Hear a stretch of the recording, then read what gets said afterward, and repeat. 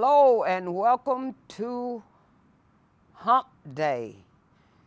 We're so pleased to have you. Thank you for tuning in with us. You from the Louisville campus, the Hardin County campus, the Indiana campus, Dosco Manor, E campus, and all. We're certainly pleased to have you with us. And now this is December, and guess what? We started a new series, Who is Jesus? Since we're getting ready to have a month of celebrating his birth, who is Jesus? Well, today's lesson will tell you this: Jesus, the light of the world. That's who he is. And so after studying this lesson, students should realize that Jesus is the one, the only one, who can bring light to a dark world. And my Lord, we're living in dark times. That despite how things look, he is still and will always be in control. And remember, here's what they also need to remember. If you realize something, you need to remember this, that a brighter day is on the way. Woo! Now that's shouting territory right there. A brighter day is on the way.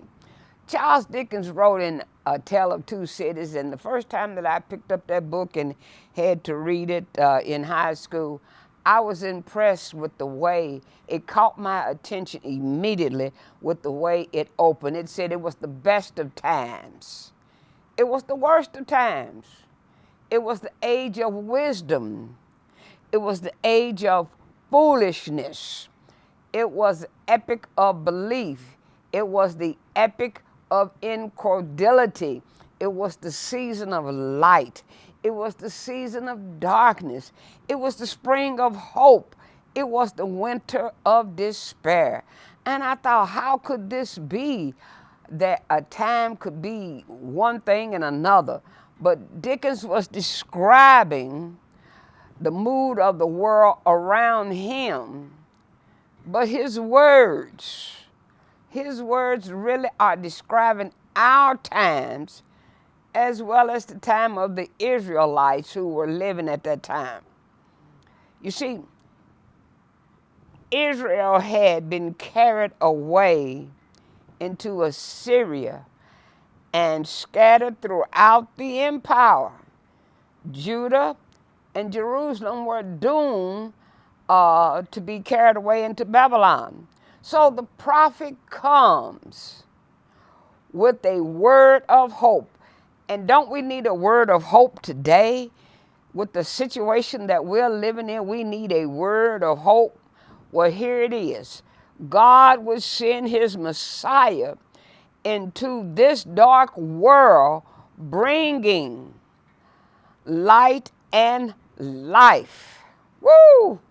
Thanks be to God. God will often visit the most hard-hearted, arrogant, ignorant, and despised people with wonderful opportunities to change. The offer of salvation is precious, and many ignore God's call to salvation, yet he still calls them. That's the kind of God he is. The gloom, despair, and oppression so vivid in Isaiah's day is overshadowed by a new light the prophet sees. And the prophet moves from walking in darkness to walking in the light, from oppression to justice, from war to peace, and light and life, joy and peace, liberty and freedom. The Messiah will come and bring all these things to fruition. And this day that we're living in, it's kind of unbelievable. How can he do it? How will he do it? Well, the Messiah comes from the heart of God and knows that God is a lover of justice and peace. And Isaiah sees and believes It's one thing to see it and not believe it. But he sees and believes the Messiah is God's answer for the world's ills. And I don't know about you, but I raise my hand and say, I'm with Isaiah, that the Messiah is God's answer for the world's ills. Isaiah's worldviews and hopes are in the coming Messiah. Now, Isaiah is looking for him the first time. I'm looking for him for the second time, because he's been before and he's coming again. And this is our hope for today. Let us look at Isaiah chapter 9, verses 2 through 7, and I'm reading from the New Century Version. Before, those people lived in darkness, but now they have seen a great light. They lived in a dark land, but a light has shined on them. God, you have caused the nation to grow and made the people happy, and they have shown their happiness to you. Like the joy during harvest time, like the joy of people talking when they have won in war, like the time you defeated Midian. You have taken away their heavy load, woo, and the heavy pole from their backs and the rod the enemy used to punish them. Every boot that marched into battle and every uniform stained with blood has been thrown into the fire. A child has been born to us. God has given a son to us. He will be responsible for leading the people. His name will be Wonderful Counselor, Powerful God, Father who lives forever, Prince of Peace. Power and peace will be his kingdom and will continue to grow forever. He will rule as king on David's throne and over David's over David's kingdom. He will make it strong by ruling with justice and goodness from now on and forever. The Lord all-powerful will do this. Now, Isaiah encouraged us with the idea that darkness can, and you need to listen to this, darkness can never put out the light. See, this is the way it is. Now listen here, you need to take this one down.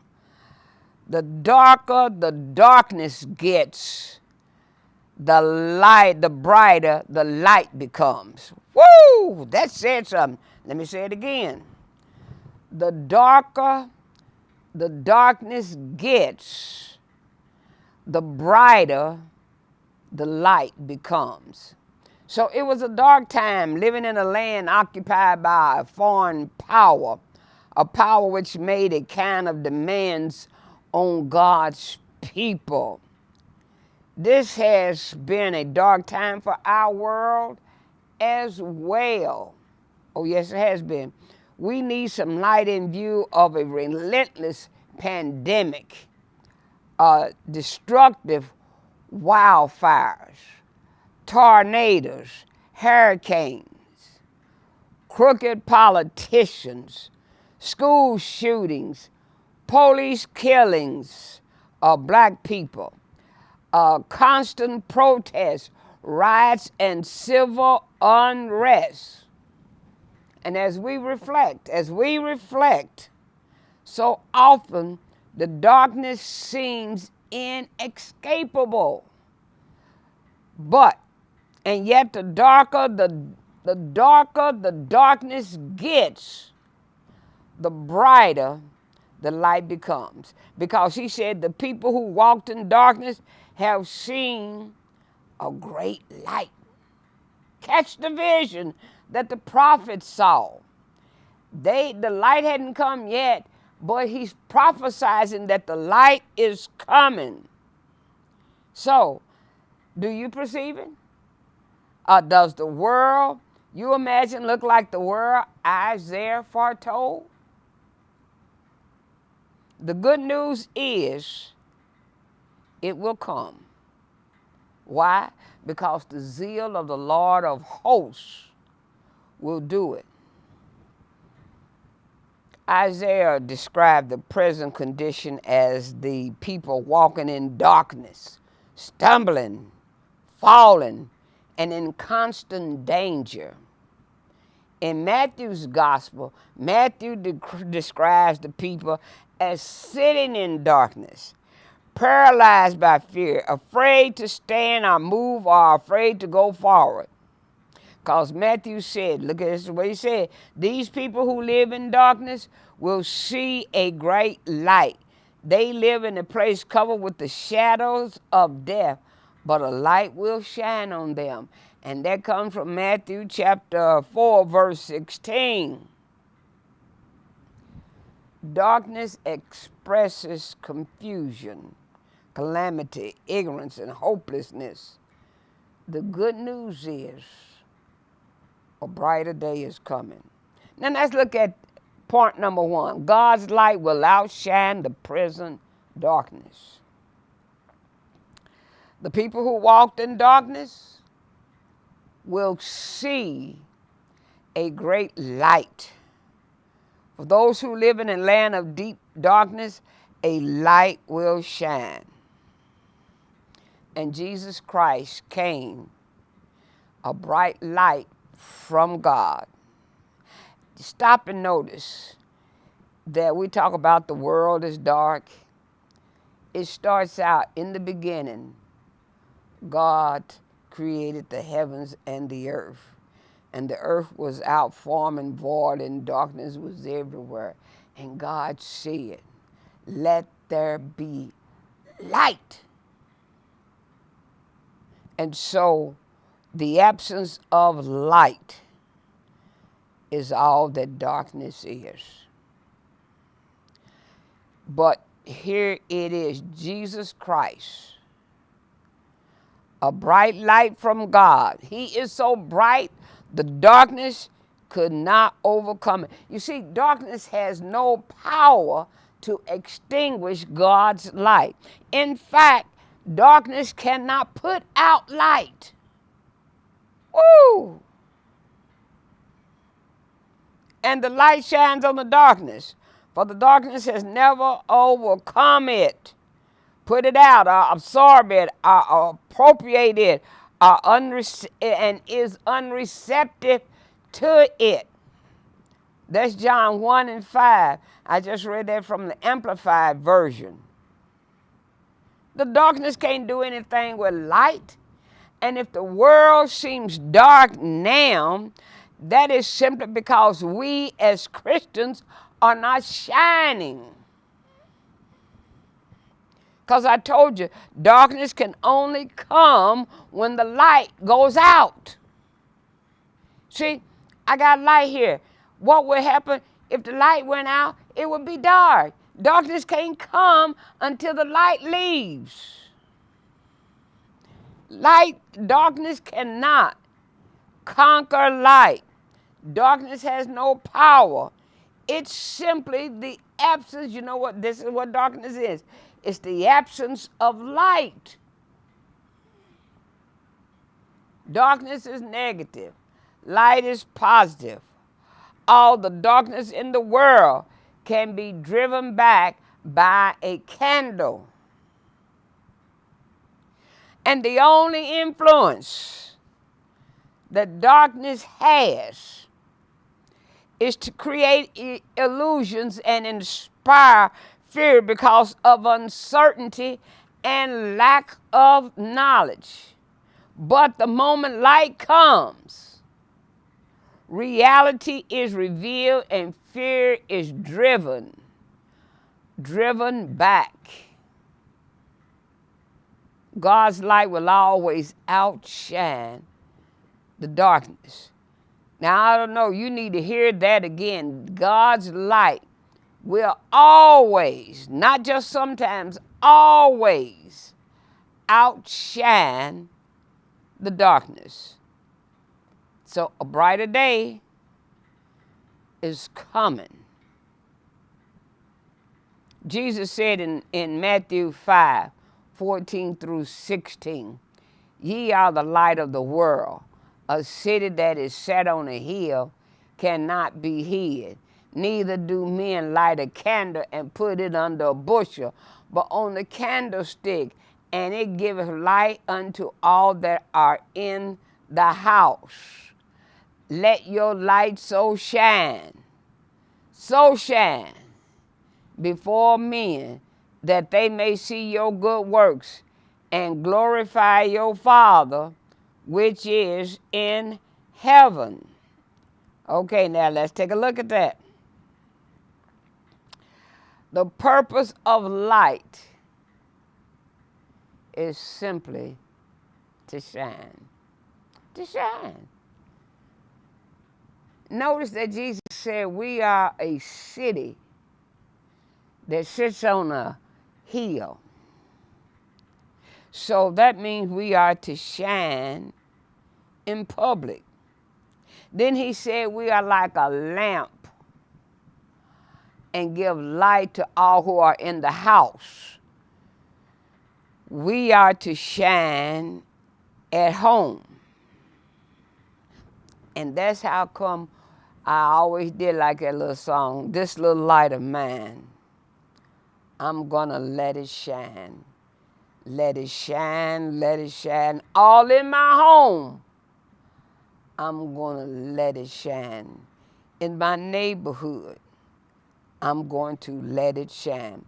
So we need to realize that light expels darkness.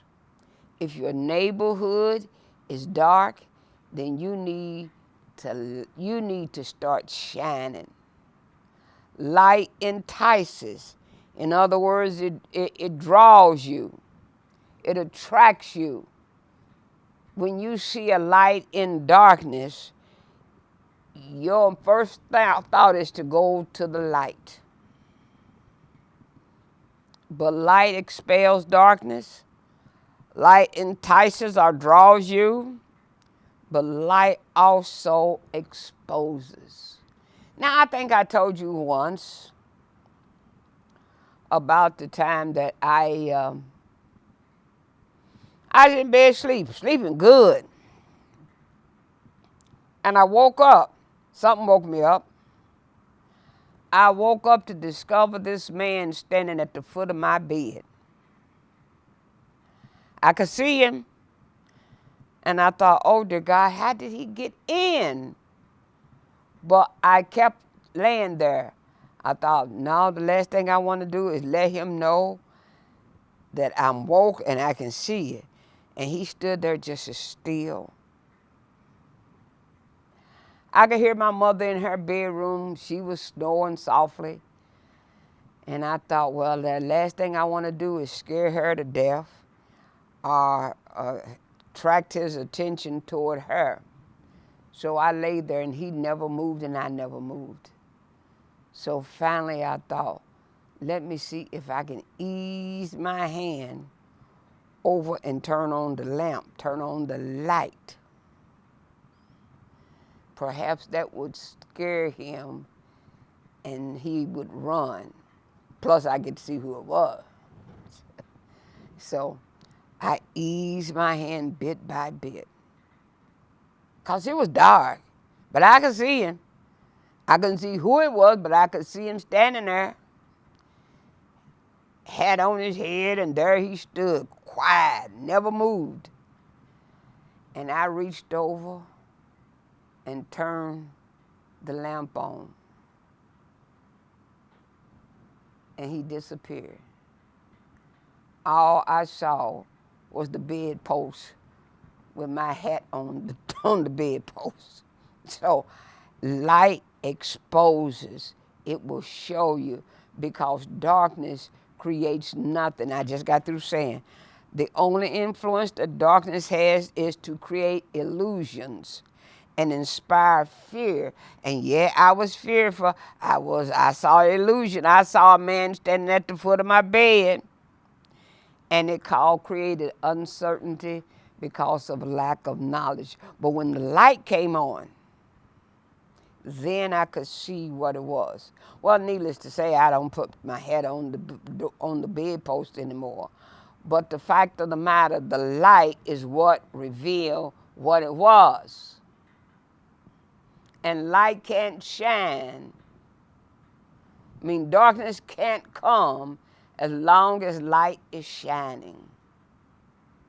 Let me give you another little illustration. There was a cave, and the cave said to the sun one day, he said, "Hey, son, I want you to come in and see my darkness." And the son said, "Well, I'll come in and see your darkness if you come out and see my light." So the cave said, "All right." And so the cave went out and he saw the light and he said, wow. He was impressed. He said, "Well, come on, let me show you my darkness."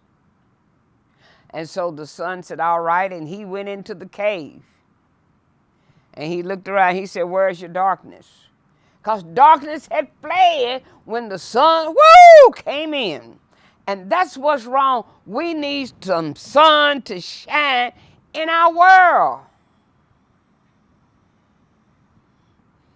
All right, let me move on. Point 2. God's light will transform this present dark world. God, you have caused the nation to grow and made the people happy. And they have shown their happiness to you. Like the joy during harvest time, like the joy of people taking what they have won in war, like the time you defeated Midian. You have taken away their heavy load and the heavy pole from their backs and the rod the enemy used to punish them. Every boot that marched in a battle and every uniform stained with blood has been thrown into the fire. Woo! Praise be to God. So Isaiah, he simply reminds the believers that they have faced great odds before. And I'm saying to you, someone out there, I'm talking to you, this isn't the first time that things have looked hopeless for you. This isn't the first time things have gone bad for you. This isn't the first time that you thought your world was so dark. But God, who we serve, will transform this present dark age with his light.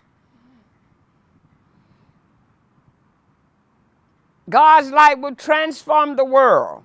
God's light will. And then, see, Isaiah, he reminded them, he said, y'all remember Gideon? Because this ain't the first time you've been in the dark. You remember Gideon? He had 300 men. And over 100,000 Midianites were coming to do battle with them. And God gave them the victory. 300 men.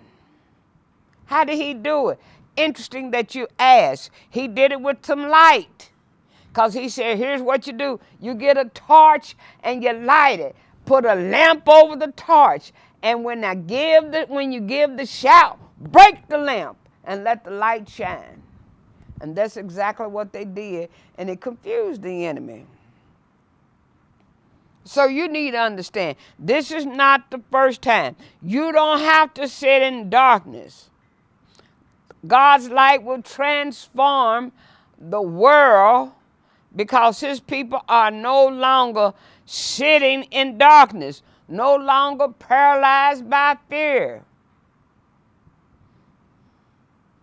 God's people are raising up to break the yoke of slavery.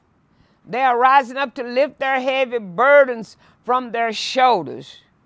You don't have to sit in darkness of despair. You don't have to sit in darkness of hopelessness. You don't have to sit in darkness wondering how you're going to make things meet. God is still on the throne. And that's what Christmas time is here to remind us of, that we still have hope. We still have hope. Now look what Romans 8:28 said. For we know all things God works for the good of those who love him. Do you love him? Well, guess what? He's working for you. And he works all things for the good of those who love him, who are called according to his purpose. They are every day, my telephone blows up, wanting a donation for this party, for this candidate, for do you know that this is going on? Do you know? Do you know? Do you know? And I'm thinking, it does not matter what you say, whether that man in Georgia wins or not. God is on the throne. And I'm just as sure that things will work out to the way God wants it, as sure as my name is Geneva Nelson. Because you see, I know the God I can serve can work through good things as well as bad things. And he can do it with equal grace. God can work in the light and work in the darkness. You see, because God can see in the darkness as well as he can in the light. See, darkness and light are the same to him. To us, it makes a difference. But to God, it's one and the same.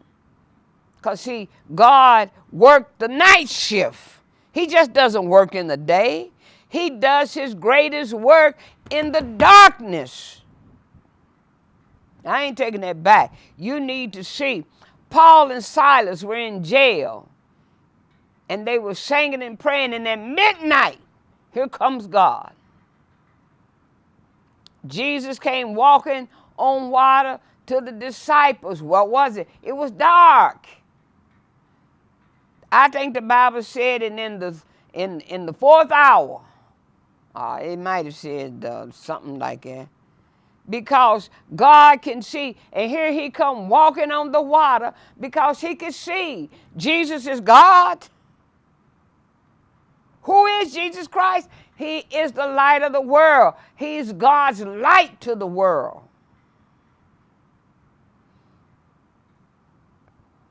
When the children of Israel were getting ready to cross the Red Sea, the Bible said the east wind blew all night long. That wasn't nothing but God blowing all night long. And Matthew chapter 25 tells us about the 10 virgins. 5 were wise and 5 were fools.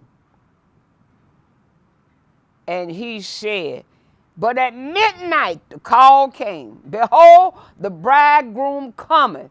And it was sometimes before in midnight to the sunrise that Jesus got up from the dead. So what I want you to see is God can work in the darkness just as well as he can in the light, because light and darkness has nothing to do with God. I can't see, but he can. Because that's why the old school church used to say, let me through the darkness, thy face to see, lead me. So they had to believe that he could see in the dark. Otherwise, they wouldn't say, lead me. Oh, Lord, lead me. Don't allow darkness to convince you that there is no light. That because you can't see in this little spot, darkness is everywhere. No! You don't allow darkness to obstruct your vision, blinding you from God's hope. Without hope, there is no expectation of the future. But God's light brings hope. Christmas brings hope. Hope, you know, we've said once before, hope was H-O-P-E, have only positive expectations. But since we're talking about problems today, hope means hold on, problems end. A brighter day is coming beyond the doom and gloom. Hold on. God will turn, for those who are mourning because you've lost a loved one, hold on. Because he's going to turn your mourning into dancing. The other day, was nothing on my mind thinking about something like that. The telephone rang to find out that my favorite uncle, like a brother, had just slipped away, sitting at the computer, had a heart attack and died. But I got expectation that I will see him again. Yes, I do.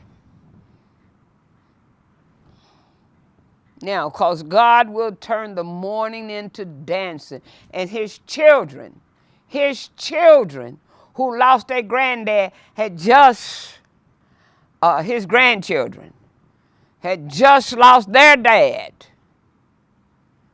I don't know if it was 6 weeks before. But God will turn mourning into dancing. And God will give us great joy as in the days of harvest. You see, Elijah, Job, David, even John the Baptist experienced seasons of doom and gloom. Elijah, after he had been on Mount Carmel, Jezebel sent word, I'm going to kill you, you son of a gun. And Job, he had just got through sacrificing for his children and lost everything. And David was anointed king and had to run for over 20 years from Saul.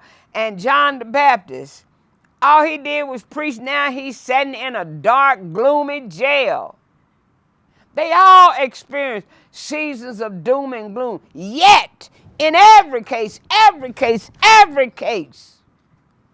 God's light comes shining through. His word and his peace sustain them all. So I'm saying to you, hold on, problems end. Let your light shine. And you need to brighten the corner where you are. And take the light with you. Because Jesus' light cannot be put out. Even though the Roman soldiers crucified him, they could not put out his light. The cross, the worst evil of the world, was transformed into a symbol of salvation and deliverance. The Roman seal could not stop him. The grave could not hold him. He rose with all power in his hands. You and I as believers have been risen by that same power. So let your light shine. Now let me say this. Let your light shine. All of us are light. Now, we may, and you know, I wish I had a light bulb. I've been thinking about it. I had a light bulb. Light bulbs come in different watts. Some are 20, some are 40, some are 60, 75, 100, 150. But all of them have the responsibility to shine. And because you're not 150 watt doesn't mean that you shouldn't shine. I got lamps at home, and all they will take is a 20 watt. So shine, brighten the corner, wherever you are. That's what you have to do. And let's look at point 3. God's light will transform our difficulties into testimonies of victory. If you didn't have a test, you wouldn't have a testimony.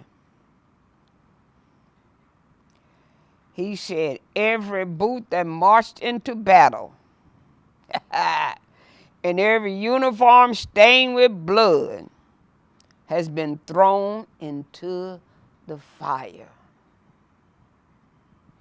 The things that are intended to stop God's people, listen to me now. The things intended to stop God's people will be fuel for them. God promised the yoke of burden would be broken. The staff of cruelty would be removed, and that the instruments of war would be fuel for warming the fire. Woo! So I'm telling you, the present difficulties will end. They are fighting on Capitol Hill. They don't know what they want to do. They're trying to take away voting rights. They try to overthrow the government. Now Trump says, I want to be president again, and expects that people will vote for him. And the sad fact about it is that if he did get the nomination, they would be voting for him.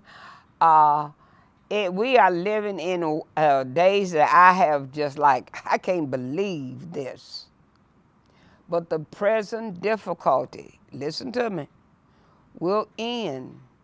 I don't know what difficulties you may be going through in your personal life, but please hear me when I say it will end.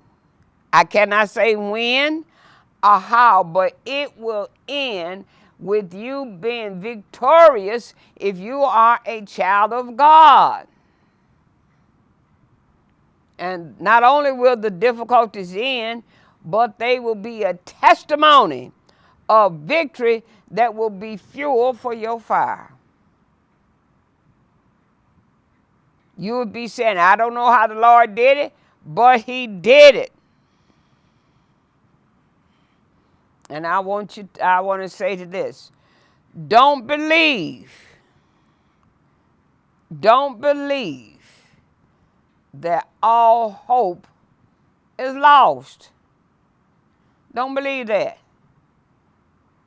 If you have been looking for some good news, I got some good news for you today. Christmas reminds us of the good news. Jesus, the light of God, has come. Do not believe. And in coming, he can turn your mourning into dancing and give you beauty for ashes. Don't believe the report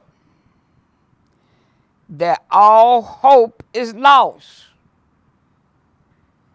The early church used to sing, my hope is built on nothing less than Jesus' blood and righteousness. I dare not trust the sweetest frame, but wholly lean on Jesus' name.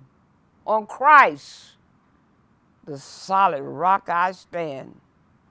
All other ground is sinking sand. All other ground is sinking sand. Look at Psalms 30 and 11. You changed my sorrow into dancing. You took away my clothes of sadness and clothed me in happiness. See, you changed my sorrow into dancing. You remember a couple of weeks ago, last month, in fact, in Praise the Hell Out of Yourself, and we had that dancing in the street. You need to learn how to dance before the Lord, because when he changed your sorrow into dancing, you need to be ready to dance.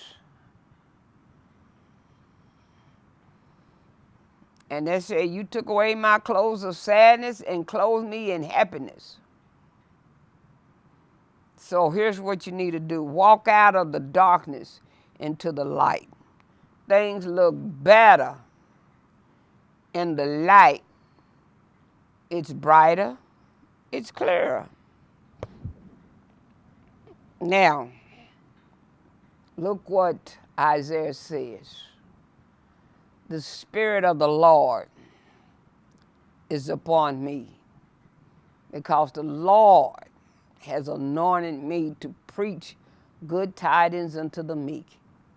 He has sent me to bind up the brokenhearted, to proclaim liberty to the captives and the opening of the prison to them that are bound, to proclaim the acceptable year of the Lord and the day of vengeance of our God, to comfort all that mourn, to appoint unto them that mourn in Zion, to give unto them beauty, here it is, for ashes. Who gonna take your ashes and give you beauty? No man. The oil of joy for mourning. Woo! The garment of praise for the spirit of heaviness. He said, you give me your heaviness and I'll give you the spirit of praise. That they might be called trees of righteousness. The planting of the Lord, that he might be glorified. Well, let me just summarize all this, everything that just been said. We can only shine if we stay connected. A lamp will shine as long as it's connected to the outlet, to the socket. It's not going to shine. A brighter day is coming, because God's light will outshine the present darkness. God's light will transform this present dark world. And God's light will transform our darkness, our difficulties, into testimonies of victory. God will use his church as agents of transformation. Oh yeah, the church is flawed. I meant that. You know why it's flawed? Because we are, but Christ is not. Left alone, the church would be mess, because it's made up of messy people. But guess what? The church belongs to God, and he straightened his church out. So since we messy people, God said, guess what? I'll place the responsibility on the shoulders of Jesus Christ. And there is no problem too hard, no situation too complicated. Christ is the answer. This great work will not be left in the hands of Democrats or Republicans. You know, we wasn't too long ago, I think it was in October, we did Is Jesus a Democrat or a Republican? Well, guess what? This great work that needs to be done will not be left in the hands of Democrats or Republicans or independents. It will not be left in the hands of the Senate or Congress or the Supreme Court. God has the whole world in his hand and under his control. So here's what you need to do. You need to just relax and let God work it out. Isaiah 9, 6 and 7. Let's go out with this thought.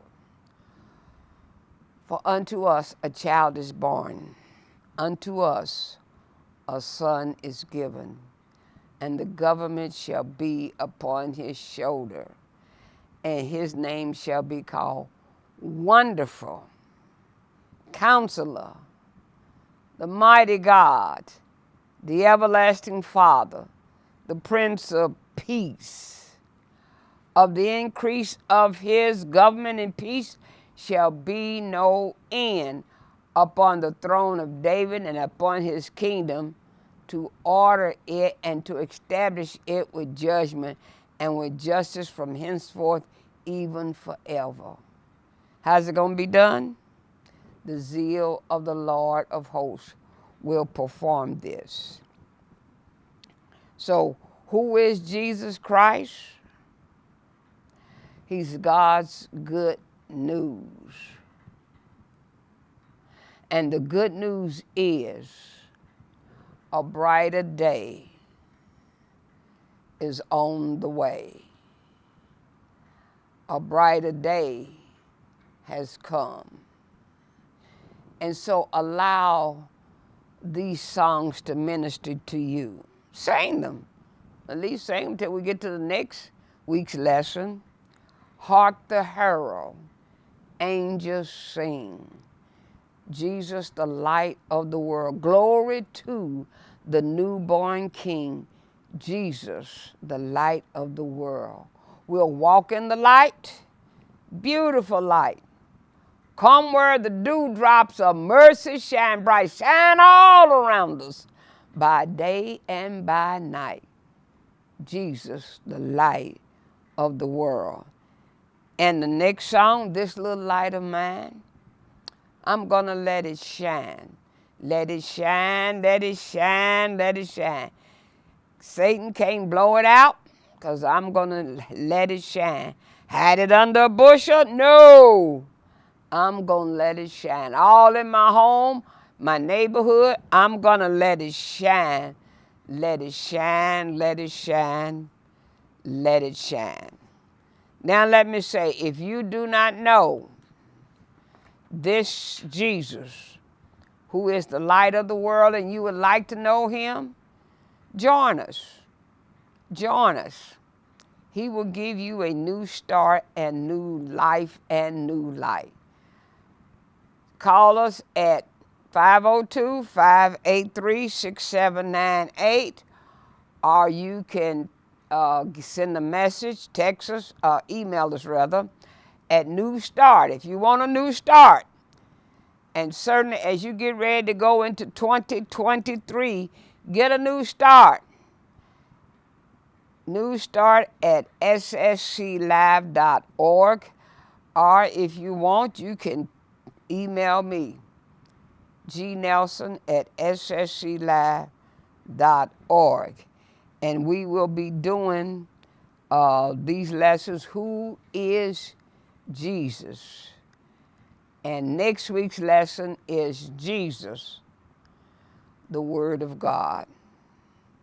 Now this week we just told you He's the light of the world. And next week we will talk about Jesus, the Word of God. Thank you so much for joining us. I'll see you next week. Take care. Be blessed.